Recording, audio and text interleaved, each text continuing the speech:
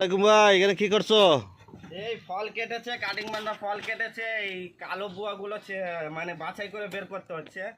কারণ কালো ফলে তো তেল বেরোবে না, না যেগুলো লাল লাল ফল সেগুলো বেশি করতে হচ্ছে। আর তাছাড়া এখানটায় ফলে কাটা দেখেছো, এই জুতোও মানায় না, মানে কাটা ফুটে যায় মাঝে মাঝে, কিছু করার নেই।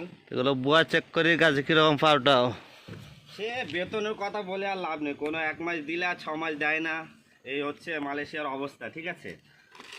প্রবাসী নতুন নতুন লোকরা অনেকে আসতে চায়, তো সবার জন্য একটা কথা বলি, খালি বিদেশ আসবে আসবে, বিদেশ কি কষ্ট, একবার এসে দেখো। বুয়া চেক করা কয় ঘন্টা লাগে? কত ঘন্টা ডিউটি করা লাগে?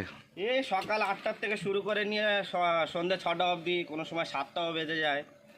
কিন্তু যদি সঠিক টাকা দেয় তো তবে তো আর কোনো ব্যাপারই না, কিন্তু সেভাবে তো দেয় না।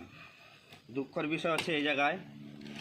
তারপরে অভাবে করতে হয়। কিন্তু যারা বন্ধুরা বিদেশে আসুনি তাদের জন্য একটা পরামর্শ, তো বিদেশের নাম করো না, দেশে ইনকাম করো, বউ বাল বাচ্চার পাশে থাকো।